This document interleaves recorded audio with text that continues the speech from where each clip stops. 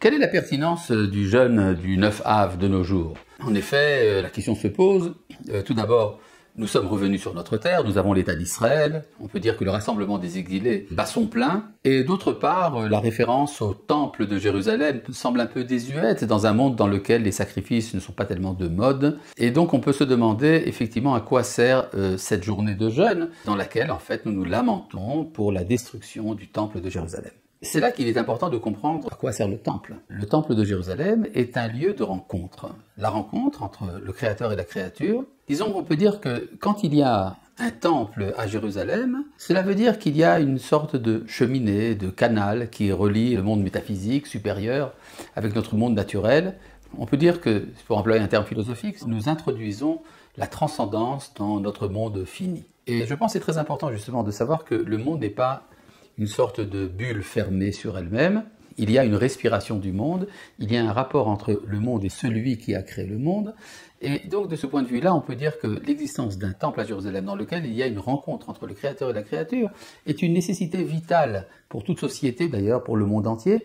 D'ailleurs, une société qui n'a pas de référence à l'extérieur de son identité, finalement, est une société qui étouffe, qui reste dans son cercle fermé. Donc de ce point de vue-là, le temple de Jérusalem est vital pour nous et pour le monde entier. Il faut bien comprendre que le temple représente un niveau supérieur par rapport à l'existence même de l'État. En effet, nous avons, comme nous l'avons dit, l'État d'Israël, nous avons le retour des exilés, mais il manque une dimension supplémentaire. En effet, vous savez que lorsque l'on fait la prière, alors la prière, nous avons un texte du Talmud qui nous dit que quand on est en dehors de la terre d'Israël, on doit prier en direction de la terre d'Israël.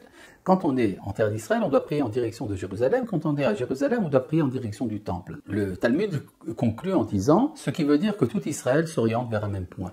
Mais alors dans ce cas-là, on aurait pu tout simplement dire dès le départ, il faut prier en direction du temple de Jérusalem. Mais ça veut dire qu'en fait, on ne peut pas prier directement vers le temple. Si on est en dehors de sa terre, il faut d'abord le lien national, le lien au territoire de ce peuple. Une fois qu'on est branché sur la dimension nationale, c'est alors qu'intervient également la dimension étatique, la malchoute, c'est-à-dire le fait que nous avons une entité politique à laquelle nous pouvons nous référer. Et ça, c'est la ville de Jérusalem, qui est la capitale du peuple d'Israël. Et une fois que cela est assumé, alors on rentre en relation avec la transcendance. Une relation qui n'est pas magique, qui n'est pas mystique, qui est simplement du vécu. Et quand cela nous manque, nous sommes en fait un peu dévitalisés. C'est comme un corps qui n'aurait pas de cœur. Et un corps sans cœur, même s'il est entretenu, on peut dire artificiellement, c'est pas vraiment un corps vivant. C'est ça qui nous manque et c'est la raison pour laquelle nous continuons à jeûner et à nous lamenter le jour du 9 Av.